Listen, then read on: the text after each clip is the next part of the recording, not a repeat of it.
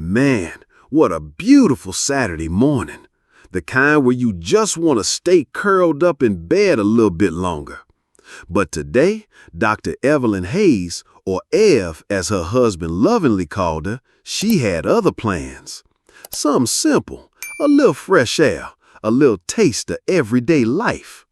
After a whole long week stretch taught in pediatric cardiac surgery, where every fragile beat of those tiny hearts rested in the palm of her hand, Ev craved something ordinary. She wasn't Dr. Hayes, the woman of steel with golden hands anymore, at least not for these few short hours.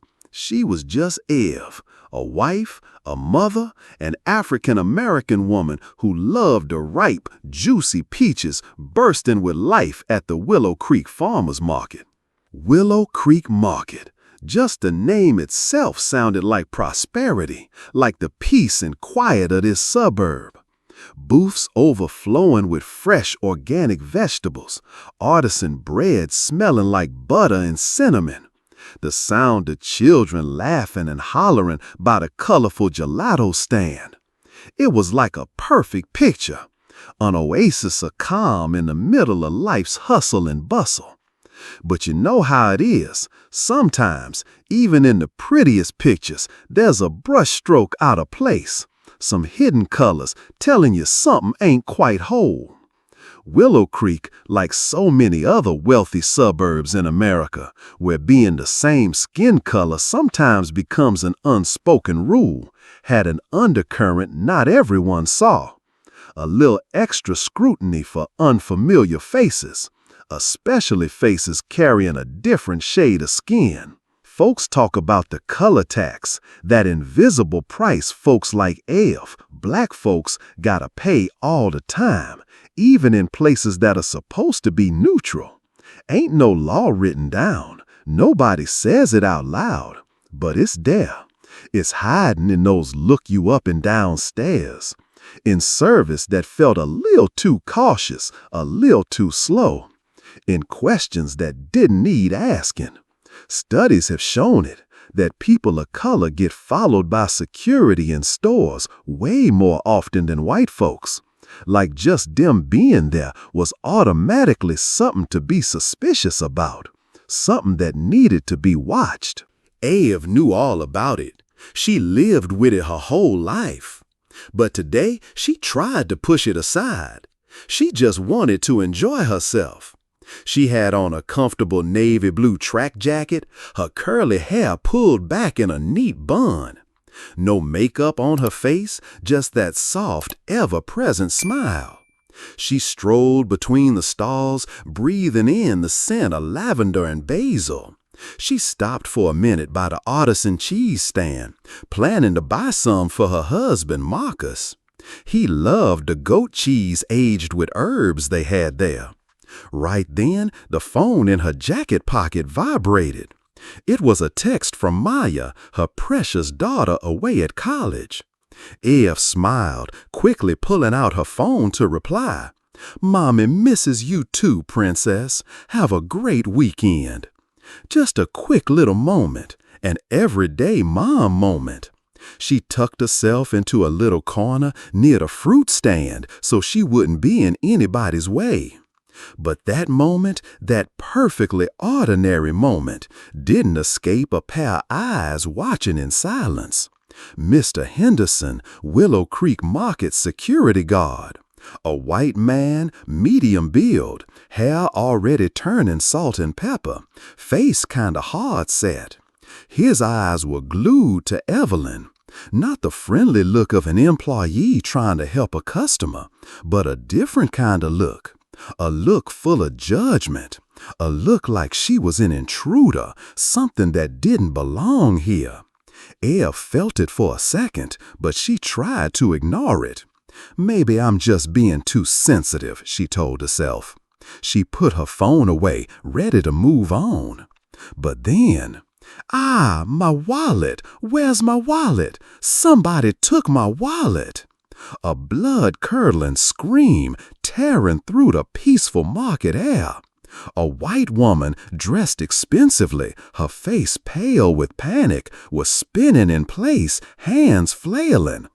All eyes shot towards her. The air suddenly got thick. And Mr. Henderson, he didn't waste a second. Like a predator that had been lying in wait, target already locked in. His eyes immediately shot straight to Evelyn Hayes, the only black woman standing alone nearby. Not one question, not a moment's thought. The walkie-talkie in his hand was already up. A decision made in a split second. A decision based on skin color, based on prejudice.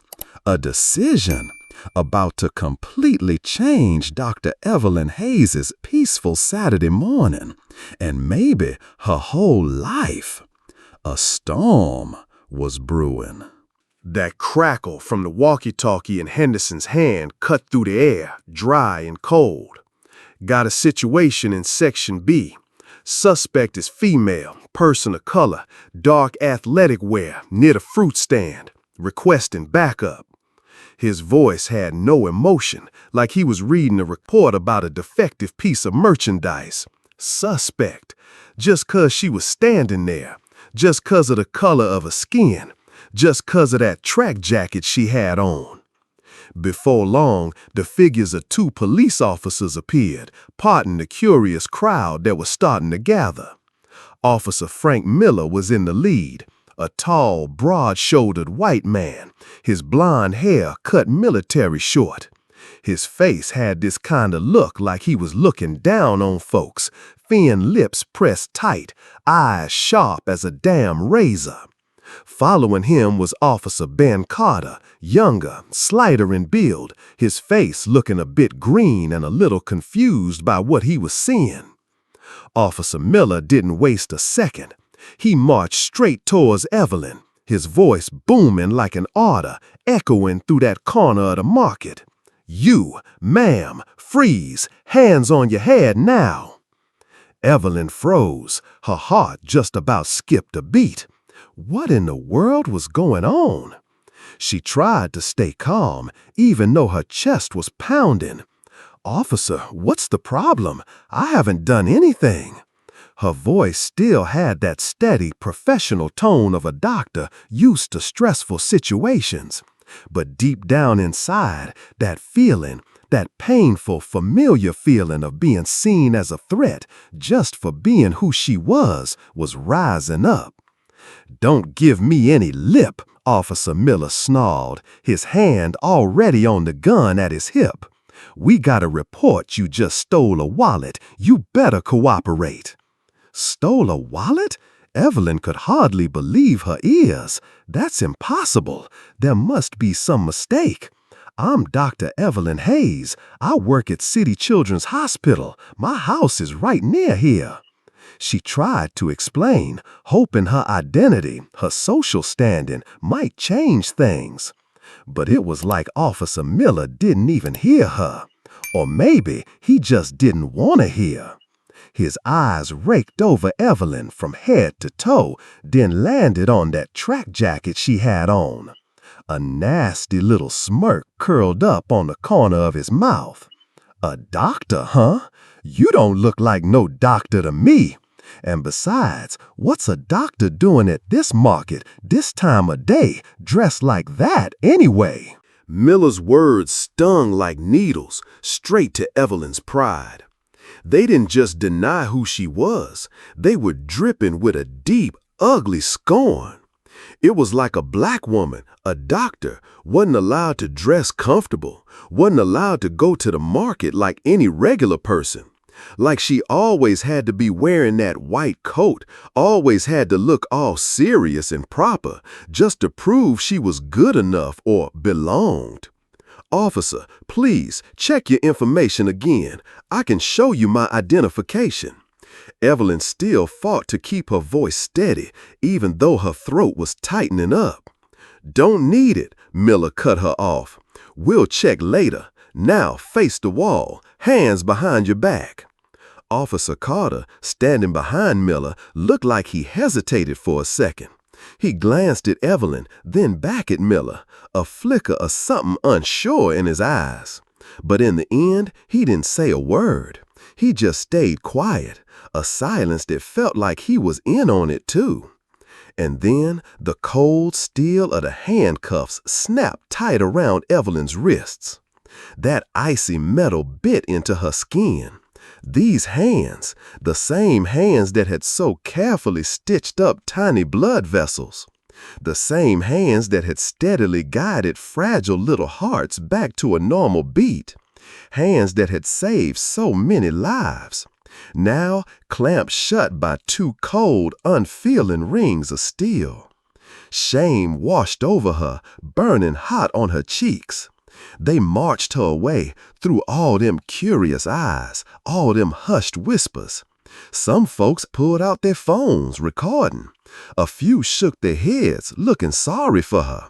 But not one single person spoke up. Nobody stepped in. The world around her felt like a stage, and she was the star of some messed up tragicomedy she never asked to be in.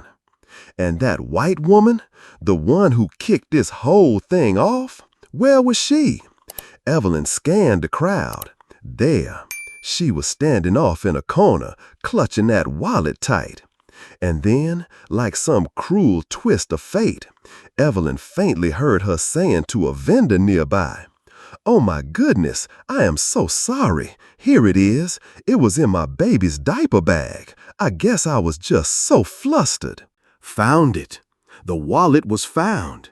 But she didn't run over to the cops, didn't yell out that there'd been a mistake, didn't even try to clear Evelyn's name. She just mumbled a few words, then quietly just melted into the crowd, like nothing ever happened. Like another human being's freedom, their dignity had absolutely nothing to do with her.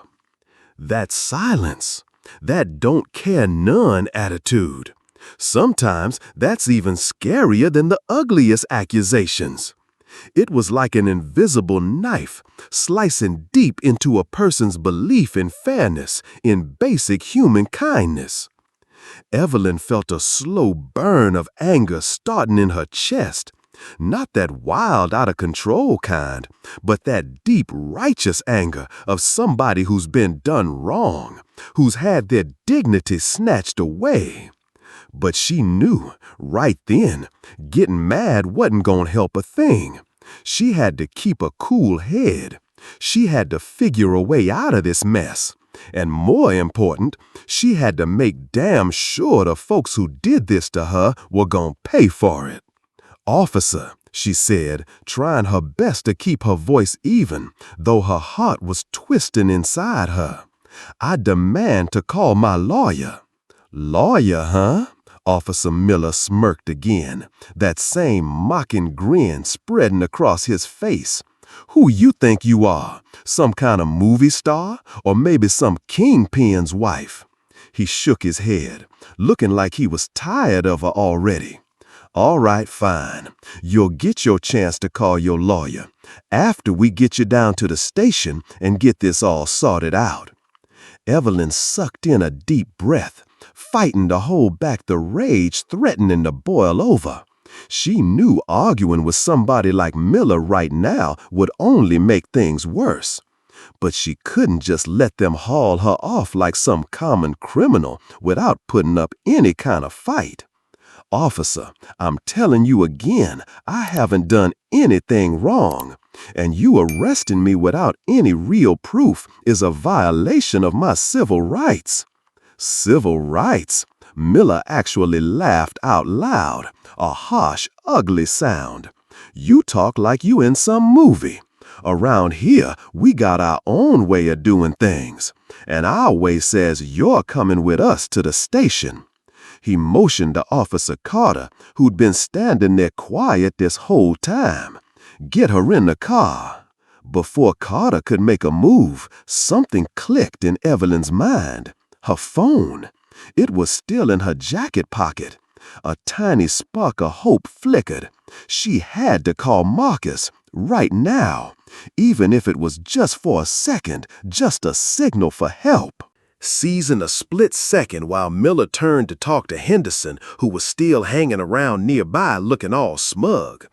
Evelyn, quick as she could, slipped her hand into her pocket and pulled out her phone. Her fingers were trembling as she fumbled to hit Marcus's speed dial. Just one tap. Just let the call go through. "Hey, what do you think you doing?" Miller whipped back around, his voice barking. He spotted the phone in Evelyn's hand. "Trying to get rid of evidence, huh? Or calling your crew?" He lunged at her, snatching the phone out of her hand. It went flying, hitting the concrete floor, the screen shattering into a spider web. But it was too late for Miller. Evelyn could feel it. The call had connected. Even if it was only for a couple of seconds, she just knew Marcus had heard something. He'd understand. He'd know she was in trouble. "See, what I tell you, your kind always got some kind of trick up your sleeve." Miller snatched up the broken phone, looking at Evelyn with pure triumph in his eyes. "Now you really got no way to talk yourself out of this one." Marcus's words hit Miller like a splash of cold water straight to the face. He knew he was losing the argument. Things had gone way further than he'd first figured. He just meant to put a scare into some stranger, but he never figured he'd run up against somebody this tough, this well-connected. "Officer," Evelyn spoke up from inside the police car, her voice a whole lot calmer now, but still holding on to that unshakable resolve.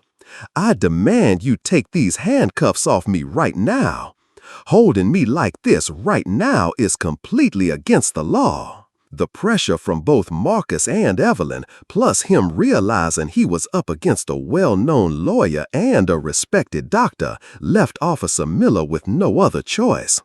That high and mighty attitude he had at first was completely gone, replaced by a kind of flustered look and maybe even a little fear about the trouble that might be coming his way. He mumbled something under his breath, then turned to Carter, his voice kind of sharp. "Go on, uncuff her." Officer Carter looked like a weight had been lifted off him. He hurried over to the car, opened the door, and carefully took them metal cuffs off Evelyn's wrists. Red, almost purplish marks showed up clear on her dark skin, like a silent stamp of the injustice she'd just been through. Evelyn stepped out of the car, taking a deep breath of free air. She gently rubbed her wrists, trying to soothe the stinging pain. Then she lifted her head, looking Officer Miller straight in the eye, not a hint of fear in her gaze. "I need the full names and badge numbers of both you officers." Miller was stunned. He never expected this woman, after everything that had just happened, to still be so calm and determined. He hesitated for a moment, then finally read out his name and badge number, his voice sounding kind of forced. Officer Carter did the same, his voice barely a mumble. Marcus stood next to Evelyn, one hand resting gently on his wife's shoulder, like a silent sign of protection and support. He looked at Miller, his sharp gaze never wavering. "Officer Miller, Officer Carter, you both need to know this ain't gonna stop here. We gonna do everything necessary to make sure your abuse of power and discrimination don't get swept under the rug." The silence was downright scary. Them curious folks around were still standing there, but the whispering had stopped. They just watched in silence, like they were witnessing a tense play about to reach its climax. Or maybe a new play, even more intense, was just about to begin. Evelyn knew this was just the first small victory. The road to getting back her justice and her dignity was gonna be long and hard. But she wasn't alone. She had Marcus, she had the truth, and she had an iron will forged through all them years of facing down prejudice and injustice. She wasn't gonna back down, absolutely not. The front door closed behind him. but that heavy feeling from that awful morning still seemed to linger in every corner of the house. Evelyn sank into her familiar armchair in the living room, her shoulders trembling just a bit. Marcus poured her a glass of warm water, then quietly sat down beside her, taking hold of his wife's hand, the marks from the cuffs still clear on her skin. "You okay, Ev?" His voice was low and warm, full of worry. Evelyn shook her head, a single tear rolling down her cheek. "No, Marcus, I'm not okay, not at all."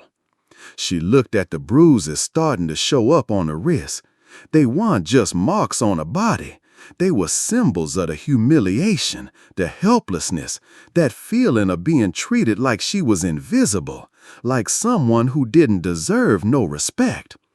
"They looked at me like I was some kind of animal, Marcus, just 'cause I was a black woman standing in a place where they figured I didn't belong." Marcus squeezed his wife's hand tighter. He understood.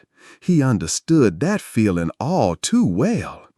Even though he was a successful lawyer, even though he had a certain standing in society, there were still those moments, those looks, those words, whether folks meant 'em or not, that reminded him that in some people's eyes, his skin color was always the first thing they saw, the thing that defined him before his talent or his character ever could. "I'm not gonna let this go, Marcus." Evelyn lifted her head, her eyes no longer showing weakness, but shining with a fierce determination. "They have to pay for what they did, not just to me, but to everyone who has had to and still has to put up with this kind of unfair treatment just because they're different." "I'm with you 100%. Marcus nodded, his voice firm. "We're not gonna let them get away with this. We'll use every legal tool we got. But first, we need to gather every single detail, every word, every action, every look. Everything matters." And so they began. Evelyn recounted everything, down to the smallest detail, trying to remember every single moment from when she first stepped into the market until Marcus showed up. She remembered Henderson's smug face, Officer Miller's high and mighty attitude, Officer Carter's brief hesitation. She remembered the icy cold of the handcuffs, the shame of being paraded through the crowd. The more she talked, the more her anger rose, but at the same time, her determination grew even stronger. Marcus listened, taking careful notes, asking questions now and then to get even more details. He knew this information would be the bedrock for the legal battle to come. That afternoon, after she'd calmed down a bit more, Evelyn decided to do something she felt she had to do. She went back to Willow Creek Market, not to shop, but to confront. She went looking for Henderson, the security guard who'd started it all. Henderson looked pretty surprised and flustered when he saw Evelyn. He stammered, trying to make excuses. "Mrs. Hayes, I'm very sorry about what happened this morning. It was just a misunderstanding. I was just following procedure, ma'am." Evelyn looked Henderson straight in the eye, her voice cold but not harsh. "Procedure, Mr. Henderson. What procedure allows you to target someone just because of the color of their skin? What procedure lets you ruin another person's peaceful morning just because of your own baseless assumptions?" Henderson hung his head, couldn't even look Evelyn in the eye. I didn't mean it like that. "Do you understand?" Evelyn cut him off, her voice trembling a little now, not from fear, but from being choked up with emotion. "Do you understand what you've done? Do you understand what it feels like to be treated like a criminal right in your own neighborhood just because you decided I didn't look right? That wasn't some little misunderstanding, Mr. Henderson. That was discrimination. That was an insult. Evelyn's words were like daggers, twisting in Henderson's conscience, if he even had one left. Racial profiling? That ain't some strange idea in America. It's a painful reality, a stain on the justice system, causing serious harm to the lives of so many innocent folks. The common mistake folks like Henderson, like Officer Miller make, is thinking it's just some little misunderstanding, some unfortunate oversight. They don't realize, or they try not to realize, that behind them little misunderstandings is a whole system of prejudice and discrimination that's rooted deep. Henderson couldn't say a word. He just stood there, silent, his face pale. Evelyn didn't wait for him to answer. She turned and walked away. She'd said what she needed to say. She didn't need no apology from him. What she needed was justice. While Evelyn and Marcus were talking over their next steps, Marcus's phone rang. It was a friend who worked in media. "Hey Marcus, I just saw a video going viral on social media. Hashtag justice for Dr. Hayes. Is that your Evelyn?" Marcus and Evelyn looked at each other. They quickly opened up the computer. And there it was, a short video shot on a cell phone showing Evelyn being roughly arrested by Officer Miller. Even though the quality wasn't great, it was clear enough to show the officer abusing his power and Evelyn's helplessness. Thousands of shares, thousands of comments expressing outrage and support. "The world needs to know the truth, Ev," Marcus said, his voice full of determination. "And we gon' let 'em know." He picked up the phone, calling Sarah Jenkins. Sarah was an independent investigative journalist, famous for her sharp, no-holds-barred articles on social injustice. She was an old family friend, someone Marcus trusted completely. "Sarah, I got something real important I need your help with." The fire of resistance had truly caught. From that first silence, from that personal pain and outrage, it had now spread, stronger, fiercer. Evelyn and Marcus knew this fight wasn't going to be easy, but they were ready to face it, ready to fight for themselves and for everyone else suffering injustice in silence. News about Dr. Evelyn Hayes' wrongful arrest spread like wildfire, not just in the city, but all across the country.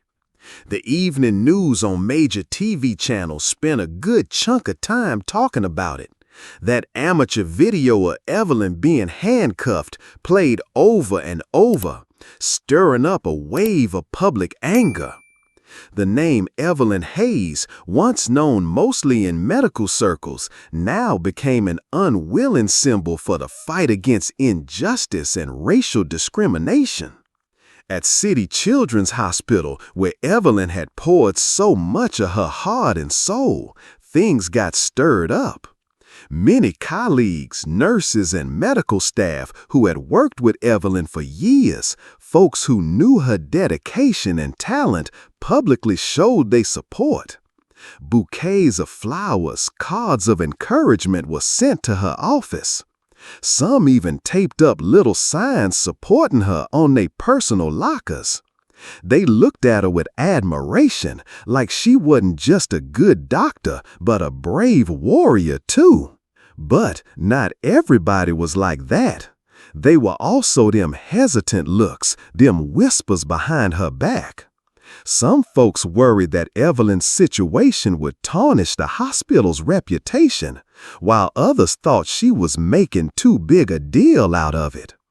The complexities of a workplace really start to show when one person dares to stand up against a sensitive issue like racial discrimination.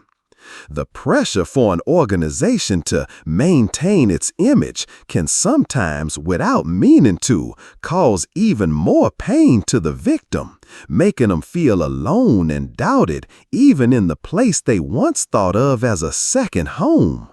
The hospital leadership, after a few days of silence, finally made a move.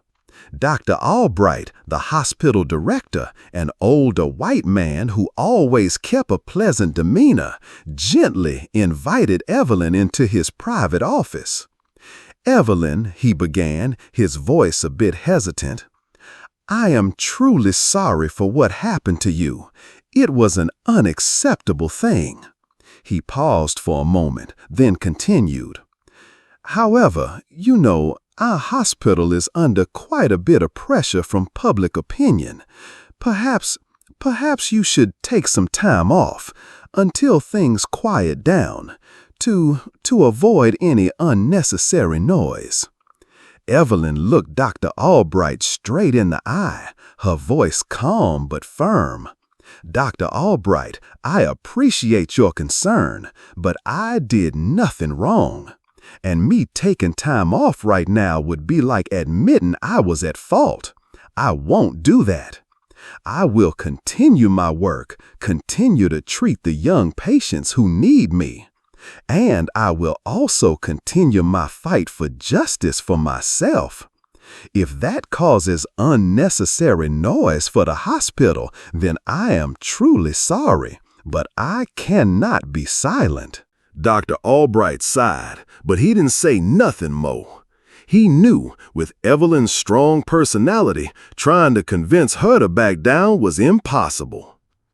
Evelyn's fight didn't stop there. A few days later, Marcus got a call from an unknown number. On the other end was a man, his voice sounding kind of friendly, but with a hidden threat underneath. "Hello, Mr. Hayes. I'm representing the city's police union. We are very sorry for the unfortunate incident that happened to your wife. It was truly an unfortunate misunderstanding." The man paused, as if to give Marcus time to digest the information. "However, you know, things like this, if they get blown up, it ain't good for nobody. It can create unnecessary tension in the community. We were hoping your family might consider settling this thing internally. Maybe we can find some kind of solution without having to drag each other to court." Marcus just gave a cold smile. He was way too familiar with these kind of let's just settle this thing quiet kind of moves. "Appreciate the advice," he shot back, his voice hard as stone. "But we ain't looking to settle internally. We want the truth to see the light of day, and the folks responsible to face the music legally. And by the way, my friend, this call right here, it's being recorded. Hope that ain't a problem for you." The other end of the line went dead silent for a second, then hung up. Marcus knew they wouldn't give up easy. Pressure was gonna keep coming from all sides. But him and Evelyn, they were braced for it. Right in the middle of all this tension building up, a little ray of light showed up out of nowhere. One evening, while Evelyn and Marcus were going over the evidence they'd gathered, their doorbell rang. Outside was a young girl, maybe 17, 18 years old, looking kinda shy and worried. She was clutching a small USB drive tight in her hand. Mrs. Hayes," the girl stammered, I was at Willow Creek Market that day. I recorded the whole thing. I was real scared, but I thought you should have this." She handed the USB to Evelyn, her hand trembling. I hope it can help you." Evelyn and Marcus looked at each other, couldn't hide how surprised and moved they were. They invited the girl inside, thanking her over and over. She only stayed for a little bit, then asked to leave, didn't want to give her name. After the girl left, Evelyn and Marcus rushed to plug the USB into the computer. The video popped up. It was shot from a different angle, a whole lot clearer than the video that was already spreading online. It showed the whole thing, from when Henderson first started clocking Evelyn, all the way to when Officer Miller roughly cuffed her. More importantly, it showed plain as day that Evelyn hadn't done a single suspicious thing, and the woman who lost her wallet had found it real early on. This was it, the solid proof they needed, proof nobody could argue with. The kindness of strangers. Sometimes it just shows up when you least expect it, bringing hope and strength to keep on fighting. Evelyn felt a warmth spread through her. She knew she wasn't alone on this journey. The truth, no matter how much folks try to cover it up, it always finds a way to come out. And them folks who do wrong, no matter how hard they try to hide it, they can't escape judgment from justice and their own conscience. That video from the young girl's USB became a powerful weapon in Evelyn and Marcus's hands. It was so clear, no excuse could stand up against it. But even more surprising, a few days later, another video surfaced, this time from Willow Creek Market's own security cameras. Somebody on the inside, someone with a conscience who couldn't stay silent in the face of injustice, had leaked it. This security footage was even clearer. It showed every move, every gesture Evelyn made from the moment she walked into the market. Not one single moment did she go anywhere near the wallet that was supposedly stolen. In fact, she was standing a good 30 feet away from the woman who was screaming. The stark difference between what the security camera recorded and Officer Miller's rough arrest in the other videos created a real firestorm on social media and in the news.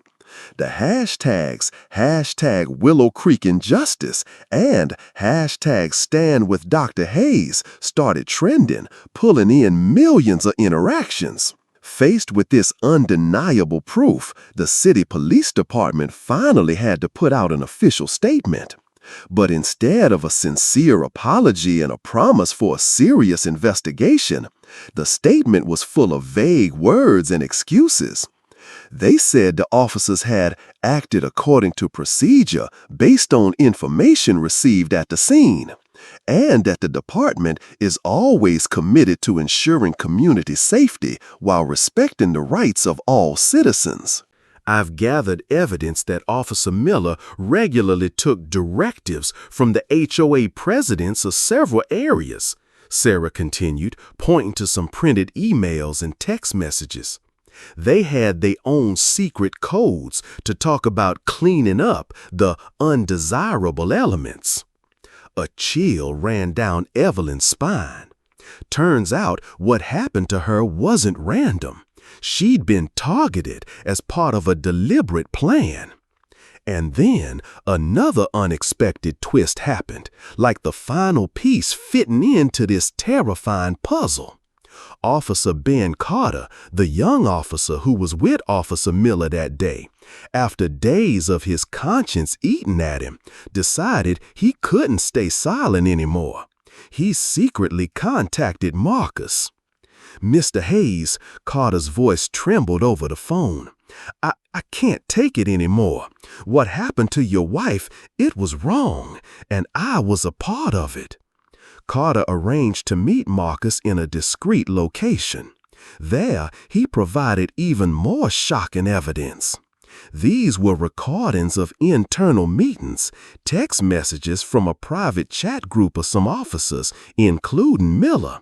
They clearly showed Miller wasn't just acting on his own prejudice, but was part of an underground network, regularly targeting residents of color at the request of HOAs. There were messages where Miller bragged about teaching them strangers a lesson, or directives about increased patrols in areas where a lot of new, suspicious folks had moved in. There was even a list of frequent complainers who needed special attention. Evelyn and Marcus felt like they'd just fallen into an abyss of truth. What happened to Evelyn wasn't just a mistake, a misunderstanding. It was a symptom of a deep-seated sickness, a systemic disease of discrimination, silently destroying the very foundation of a fair and equal society. But instead of despair, they felt a stronger urge than ever before. They had to bring all of this to light. They had to fight, not just for themselves, but for all the other nameless victims of this underground network. The fight now had a new scale, a new meaning, and they knew they couldn't back down. With the undeniable proof from Sarah Jenkins and Officer Carter, Evelyn and Marcus knew they couldn't just stop at getting justice for Evelyn alone. They had to bring this issue to the public, had to create a much broader conversation about systemic racial discrimination and abuse of power within law enforcement. An opportunity came up. The city was holding a community forum on safety and police-community relations, an annual event that usually went by pretty dull with a bunch of for-show speeches. But this year, with Evelyn's case stirring up so much public outcry, the forum suddenly got a whole lot more attention. The organizers, probably wanting to smooth things over, sent Evelyn an invitation to attend and speak. At first, Evelyn hesitated a bit. She wasn't no professional public speaker, and the thought of having to stand in front of a crowd and tell her painful story made her anxious. But Marcus encouraged her.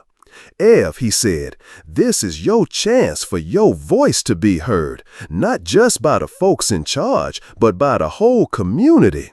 You don't need to prepare some fancy speech. Just speak from the heart, speak the truth." And Evelyn did just that. That evening, the community center auditorium was packed. Reporters, social activists, regular folks, and even city officials, including the mayor and the police chief, were all there. The air was kinda tense. When it was her turn to speak, Evelyn walked up to the podium, took a deep breath.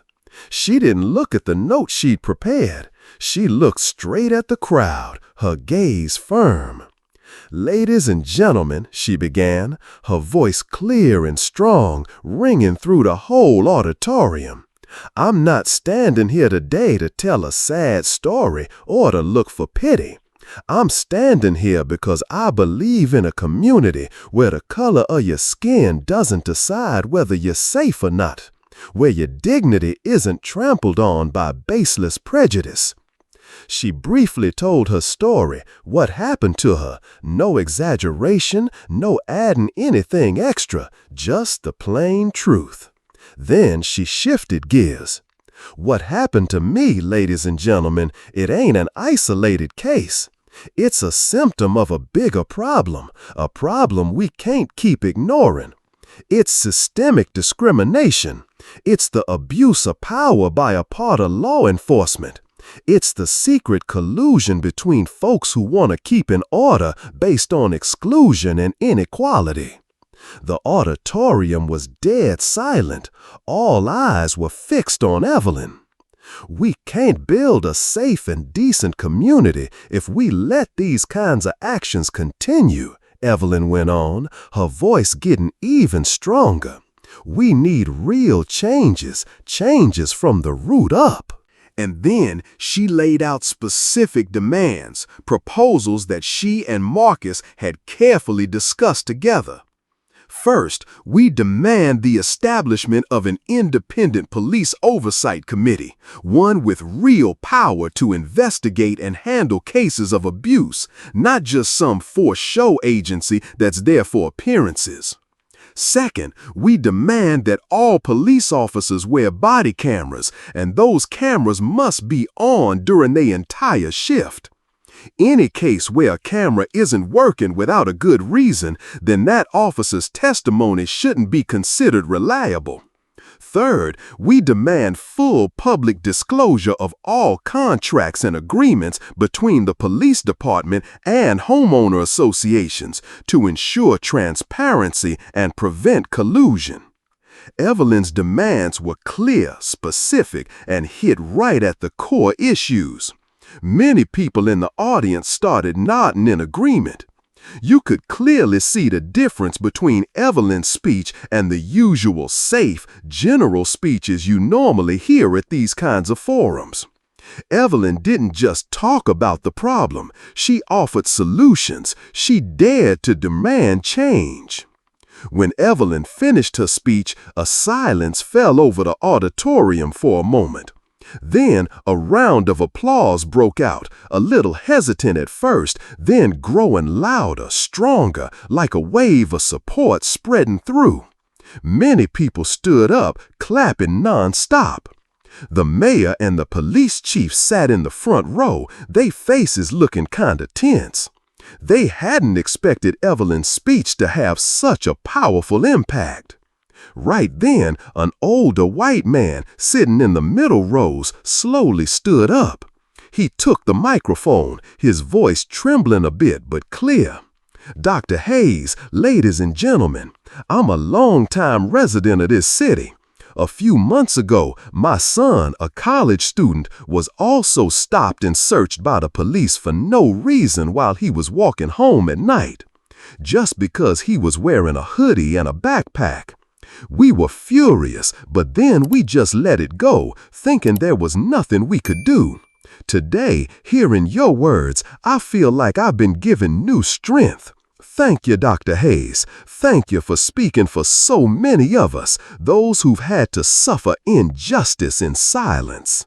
That man sharing was like a small flame, igniting many other flames. A few more folks stood up one by one, telling similar stories about themselves or their loved ones. The atmosphere in the auditorium became lively and full of emotion. From a somewhat formal forum, it had turned into a real dialogue, a place where suppressed voices could finally be heard. Evelyn stood on the podium, listening quietly. She felt a strong connection with the people sharing their stories. She knew she wasn't alone. And her voice, even though it started as just one person's, now had the power to awaken community consciousness, to plant the seeds of hope for real change. The fight was still long, but she believed that when people speak up together, when the truth is brought to light, justice will surely be served. Evelyn's powerful speech at the community forum created a shockwave. It didn't just stay within the walls of that auditorium that day, but was widely reported by local and national media. The specific reforms she demanded became a hot topic of discussion on online forums and in people's everyday conversations. Public pressure mounted, forcing the city government to take concrete action. Meanwhile, the civil lawsuit Evelyn and Marcus filed against Officer Miller, Officer Carter, and the city police department also started making progress. With the undeniable evidence from the videos and Officer Carter's testimony, he had agreed to fully cooperate with both the internal investigation and the plaintiffs. The defendants were in a weak position. Officer Miller's hearing before the city's Civilian Oversight Board, an agency often criticized for lacking real power, suddenly became a major focus. This time, under the close scrutiny of the public and the media, the board couldn't just go through the motions like before. Sarah Jenkins, with her detailed investigative documents, was also invited to provide information. At the hearing, Officer Miller, no longer looking high and mighty like before, seemed tired and stressed out. His lawyer tried to argue that Miller was just acting on instinct and in an urgent situation, but them words meant nothing against the solid proof. Evelyn's testimony, calm, clear, and strong, laid bare all of Miller's abuse of power and prejudice. Officer Carter, even though it was real hard for him, bravely stood up to testify, telling the whole truth, including them secret directives and Miller's disrespect for the law. Finally, After many hours of arguments and review, the Civilian Oversight Board made a decision that had never happened before. Officer Frank Miller was fired from the police force for serious misconduct, abuse of authority, and violating civil rights. That was a major victory. Applause thundered through the hearing room when the decision was announced. Evelyn and Marcus hugged each other tight, tears of joy rolling down their cheeks. But they knew this was just the first step on a long road ahead. Firing a crooked cop was necessary, but it wasn't enough to get to the root of the problem. The city's mayor, facing growing pressure from the public and the community, had to hold an emergency press conference. This time, his tone was completely different. No more vague, wishy-washy words. He admitted to serious shortcomings in the management and oversight of the police force. He announced he would carry out a sweeping reform of the police department, including a full review of the recruitment, training, and evaluation process for officers. More importantly, he promised to cancel all them shady patrol contracts and agreements between the police department and homeowners associations, and to set up an independent reform advisory council, including representatives from the community, legal experts, and social activists. And one of the first people he invited to join this council was none other than Dr. Evelyn Hayes. Evelyn was a little surprised by this offer. She'd never thought about getting into politics or policymaking, but she also realized this was a chance for her to contribute directly to making real systemic changes. After talking it over carefully with Marcus, she accepted. However, the fight wasn't over yet. Right after Miller's hearing, Evelyn started getting anonymous text messages and emails filled with racist slurs, threats, and insults. Some extremists even vandalized her fence. This showed that even though justice had started to be served, prejudice and hatred still lingered deep in society. It also showed that the fight against injustice wasn't just a fight against a few individuals or a few bad policies, but a fight against an entire ideology that was deeply rooted. Evelyn didn't flinch. Them cowardly acts only made her determination stronger. She knew that staying silent in the face of threats was the same as condoning evil. She publicly shared them threatening messages, and the police, this time more responsible officers, started an investigation. Evelyn and Marcus's lives had changed a lot since that fateful morning at Willow Creek Market. From ordinary people, they had become symbols of the fight for justice and equality. The road ahead was still full of thorns, but they weren't alone. They had the support of a family, friends, community, and most importantly, they had faith in truth and righteousness.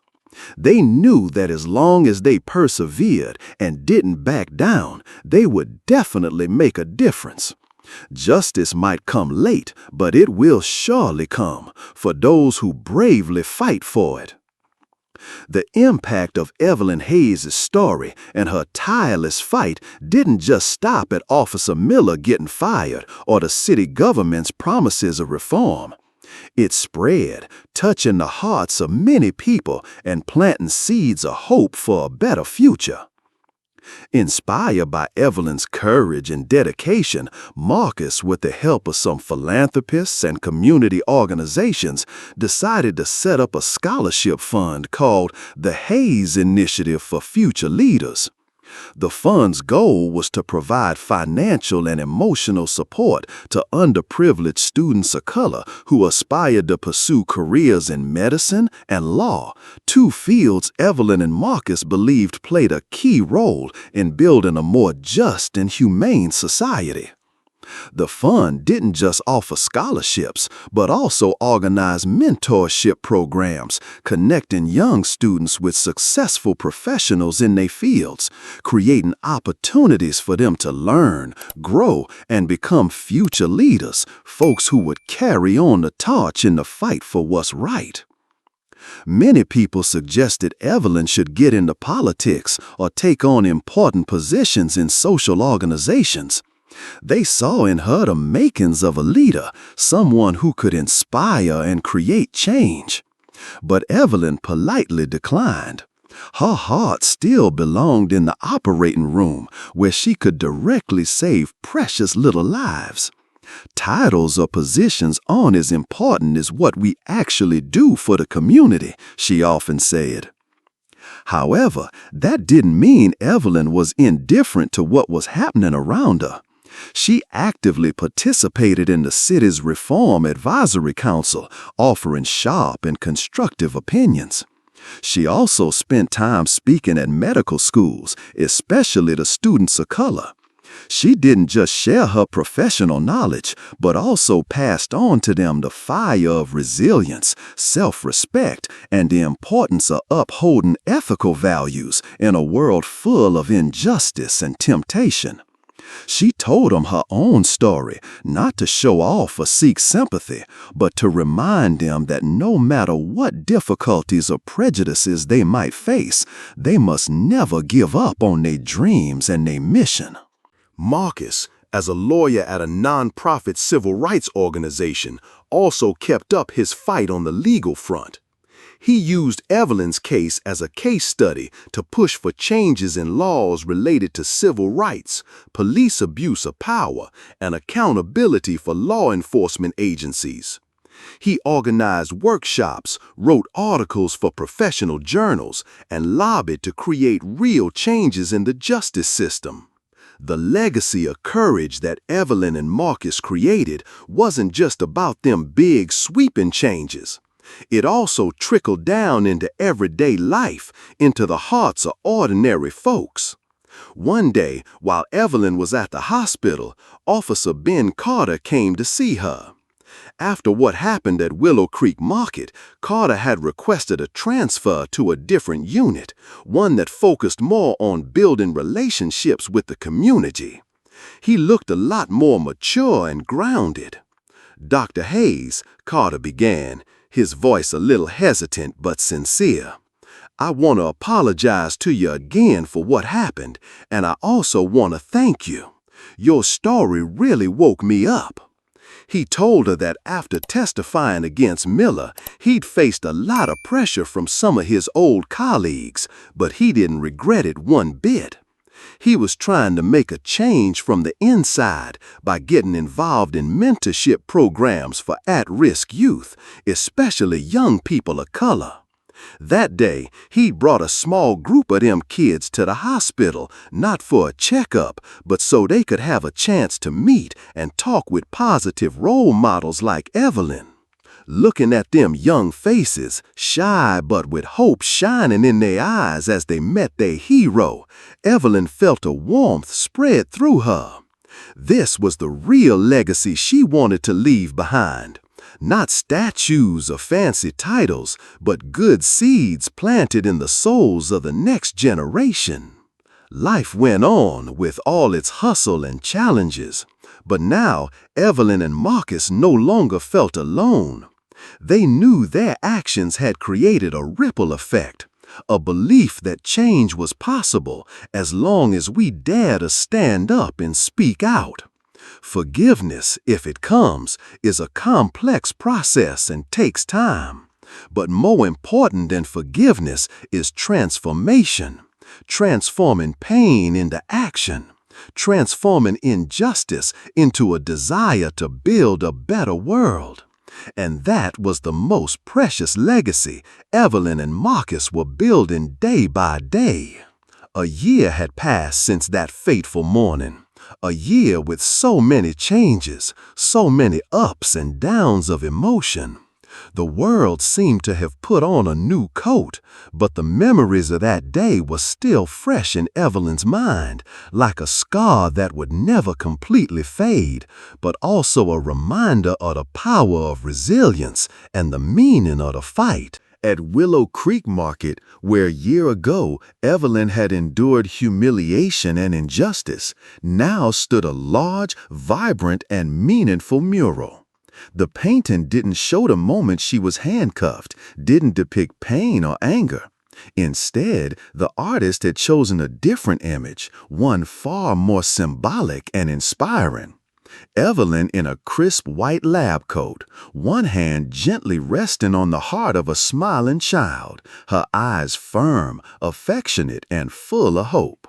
Above the painting, the words "Truth wears no handcuffs" were painted in bold, strong letters like a powerful affirmation. On the day the mural was unveiled, a large crowd gathered at the market. Not just Evelyn's friends and colleagues, folks who had stood by her throughout her difficult fight, but also ordinary people who had been inspired by her story. The city's mayor and a few officials were there too. Evelyn and Marcus stood quietly in the crowd. No long speeches or empty praises. Evelyn just walked up to the wall, gently touched the image of herself, as if touching a part of her memory, a part of a journey that was full of thorns, but also so meaningful. Her eyes shone with a calm pride. After the unveiling ceremony, Evelyn's life went back to its familiar rhythm. She was still working tirelessly in the operating room, still devoted to caring for her young patients. But one thing was different. Now she wasn't just a good doctor, she was also a symbol of faith and hope. A few months later, Evelyn received a special invitation from the Department of Justice.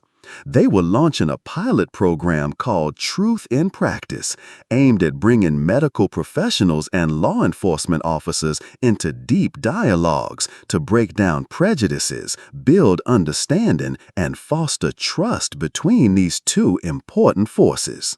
They wanted to invite Evelyn to participate as a facilitator and coordinator for the program. At first, Evelyn hesitated a bit. She was so tired of confrontations, of arguments. She just wanted to focus on her professional work. But Marcus said something that made her reconsider. He said, they don't just need someone with knowledge and experience. They need someone who's been through it, someone who truly understands what it feels like to have them wrongful handcuffs on. Your voice will carry more weight than anyone else's. And Evelyn accepted. The first dialogue session of the Truth in Practice program took place in a conference room that felt somewhat formal, but also undeniably tense. On one side were doctors, nurses, folks who face life and death situations every day, who understood pain and the fragility of life. On the other side were police officers, folks trained to maintain order, to face danger, but who sometimes got caught up in the whirlwind of power and prejudice. Evelyn stood between the two groups, no lecture, no slideshow. She just asked one simple question. When was the last time you judged someone without really hearing their story? The air in the room got heavy. After a long silence, a white emergency room doctor, his hair already streaked with gray, spoke up. It was a teenage boy, he said, his voice sounding kinda regretful. I assumed he was faking pain to get painkillers, but it turned out he had a late-stage spinal tumor. Then it was a Latino police officer's turn. It was a woman who called reporting domestic violence, she recounted, her voice trembling. I thought she was just exaggerating, just trying to get attention. But when we got there, her husband had broken 3 of her ribs. And so, stories were shared, prejudices were peeled back, them invisible walls started to crack. There were times when things got real tense, when different viewpoints clashed. But Evelyn, with her skill and sensitivity, guided the conversation in the right direction, encouraging everyone to listen and understand each other. In one dialogue session, Evelyn played the video of her being arrested at Willow Creek Market. She didn't say a word, just let everyone feel it for themselves. After the video ended, the whole room was dead silent. Then a white police officer, who had seemed pretty conservative and defensive at first, suddenly burst into tears. I'm sorry," he said through his sobs. "I saw myself in that officer's actions. I've had prejudices like that. I've judged people based on how they looked." It was a powerful, emotional moment, a moment of breaking through, of understanding. Evelyn knew that the road to changing deeply rooted prejudices would be long. But these kinds of dialogues, even if they were small, were important steps, glimmers of hope for a future where truth and justice are respected. Looking back after a year, Evelyn was no longer a victim of injustice. She had become an agent of change, an inspiration to those around her. The mural at Willow Creek Market wasn't just to remember an event. It was a reminder, a symbol of the hidden strength within every person when they dare to stand up for what's right. And Evelyn, with her steadfastness and compassion, was continuing to write new, more meaningful chapters in her life story. The months and years passed quietly, but that unbreakable thread of truth, dignity, and hope that Evelyn Hayes had woven never faded. It kept spreading strong and steady like an underground current reaching into every corner of the community, inspiring folks and creating profound changes. Evelyn finally finished the book she'd been working on for so long. It wasn't some self-pitying memoir complaining about the injustices she'd faced. Instead, it was a sharp analysis, an anatomy of silence, as she herself had titled it. In it, Evelyn didn't just share her own story, but also dissected the hidden mechanics of discrimination, the unconscious biases that had taken deep root in society's subconscious.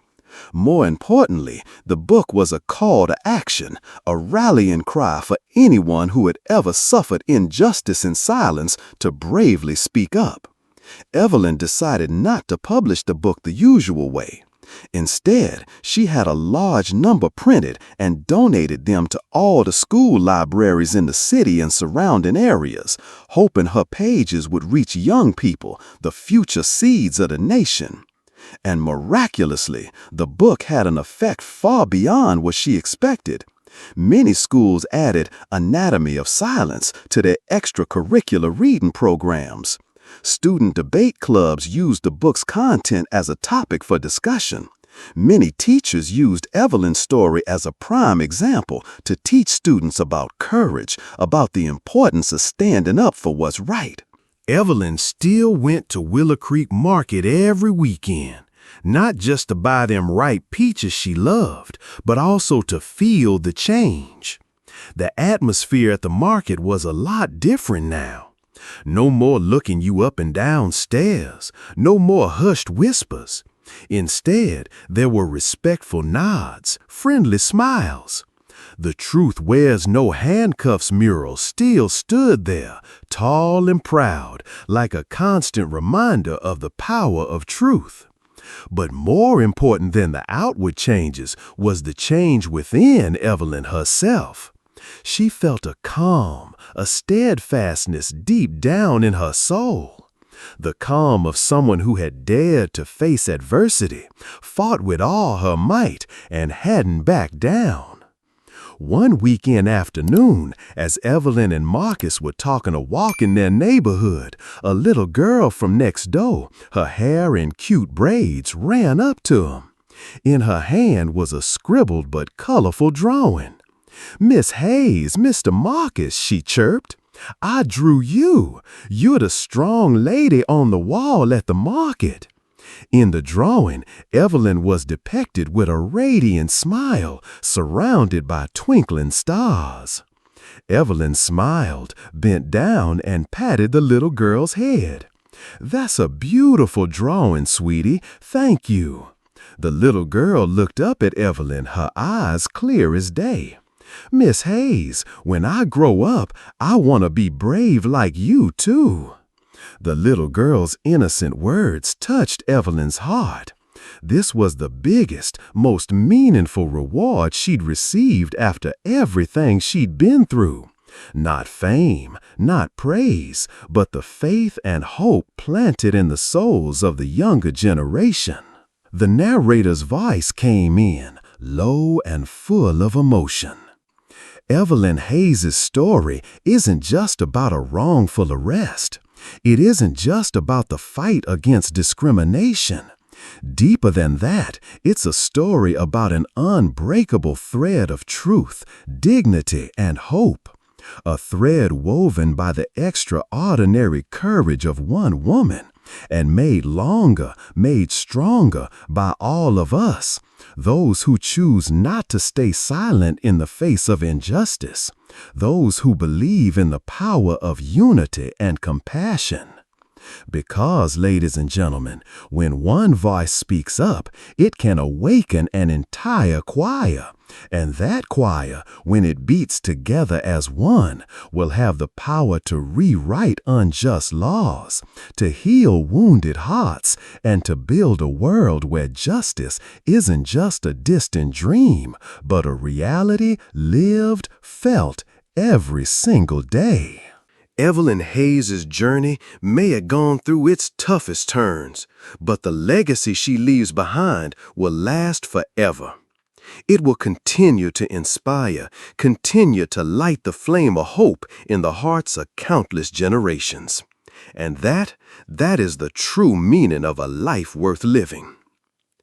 As the stage lights slowly faded, the image of Evelyn smiling hand in hand with Marcus, strolling down the familiar street where neighbors waved at him with warm smiles, would be a beautiful and meaningful end to the story.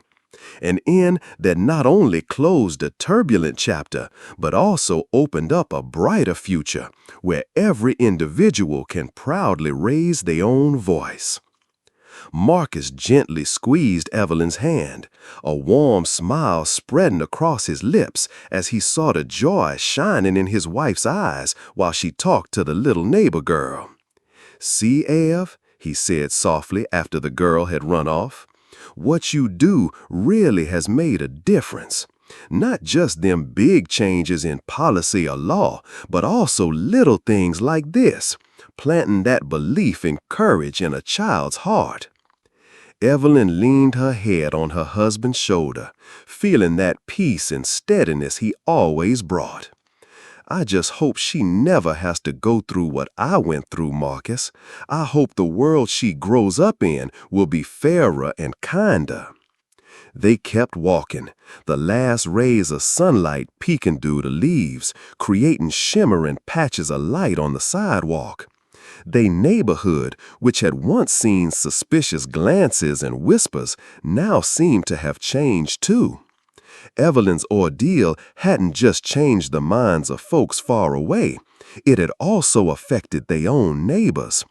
Many people who might never have really thought about their own hidden biases before now had a different perspective, a deeper empathy. Little chats over the fence became more open. Invitations to neighborhood barbecues came more often. It wasn't a sudden change, but a slow, steady transformation. They no longer saw Evelyn as the black woman in the white neighborhood, but simply as Evelyn, our kind neighbor, the talented doctor. One evening, while they were making dinner together, Evelyn got an email from Sarah Jenkins. "Ev," Sarah wrote, "I just finished an article summarizing the changes in city policy after your case. And I also interviewed some residents, and they said they feel safer, more trusting of the police force since the reforms were put in place. You've truly created a legacy." Evelyn smiled. Legacy. She had never thought about it in such a formal way. For her, it was just about doing the right thing, not accepting injustice. But maybe Sarah was right. Every small action, every voice raised could contribute to a legacy of positive change. The Truth in Practice program that Evelyn helped coordinate was also seeing some early success. Even though there were still many challenges, them frank and emotional dialogues between medical professionals and police officers had started to break down them walls of prejudice. Many officers who participated in the program admitted they now had a different view of their job or their responsibility to the community. They learned how to listen, how to understand, and most importantly, how to put themselves in other people's shoes. One of the most memorable moments for Evelyn in this program was when a young police officer who had seemed very skeptical and defensive at first stood up and shared that he had decided to take a course on African American history so he could better understand the experiences and challenges that community had faced. I realize, he said, that if I don't understand the past, I can't serve the community fairly and effectively in the present. Moments like that, even if they were small, carried an immense meaning. It showed that change was possible, that the seeds of understanding and respect were slowly starting to sprout. Evelyn and Marcus's lives were no longer overshadowed by the painful memories of that day. They had turned their pain into strength, turned injustice into a driving force for action. They were still ordinary people with everyday joys and sorrows, but now they carried within them a greater mission, a responsibility to their community, to the vulnerable. And that unbreakable thread Evelyn had woven, it kept getting longer, not just because of her or Marcus, but because of everyone who had been inspired by their story. It became a symbol of faith, of hope, and of the hidden strength inside every person when they dare to stand up for what's right, for a better world. The story might pause here, but the journey of Evelyn, of Marcus, and of everyone striving for a just society, it will continue. Because the fight against injustice is a fight without end. But every step, no matter how small, has meaning, helps to light the path ahead. And that light, it will never go out. Marcus gently squeezed Evelyn's hand, a warm smile spreading across his lips as he saw the joy shining in his wife's eyes while she talked to the little neighbor girl. "See, Ev," he said softly after the girl had run off. "What you do really has made a difference, not just in big changes in policy or law, but also little things like this, planting that belief in courage in a child's heart." Evelyn leaned her head on her husband's shoulder, feeling that peace and steadiness he always brought. "I just hope she never has to go through what I went through, Marcus.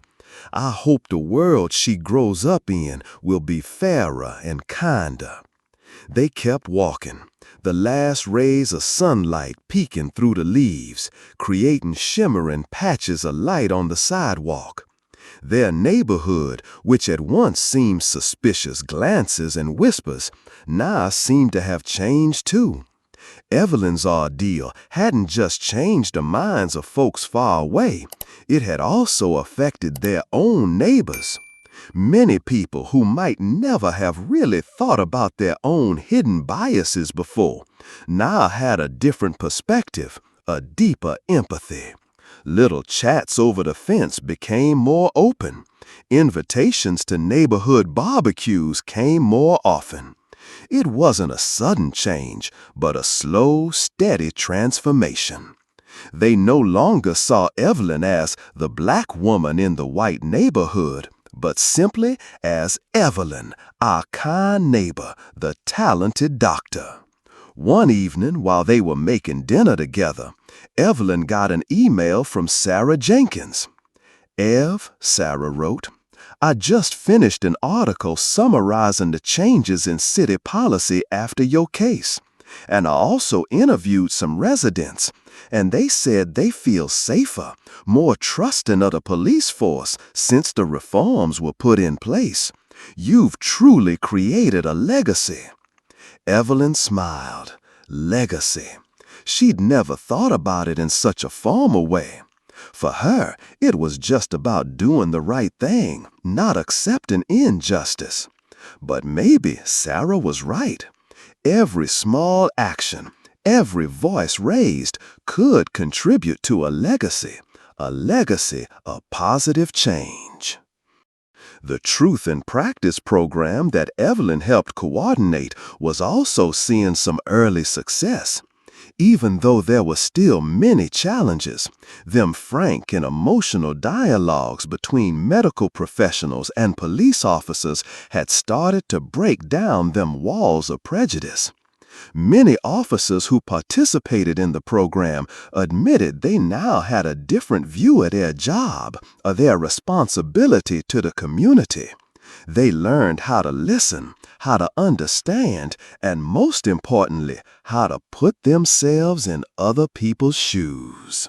One of the most memorable moments for Evelyn in this program was when a young police officer who had seemed very skeptical and defensive at first stood up and shared that he had decided to take a course on African American history so he could better understand the experiences and challenges that community had faced. I realize, he said, that if I don't understand the past, I can't serve the community fairly and effectively in the present. Moments like that, even if they were small, carried an immense meaning. It showed that change was possible, that the seeds of understanding and respect were slowly starting to sprout. Evelyn and Marcus's lives were no longer overshadowed by the painful memories of that day. They had turned their pain into strength, turned injustice into a driving force for action.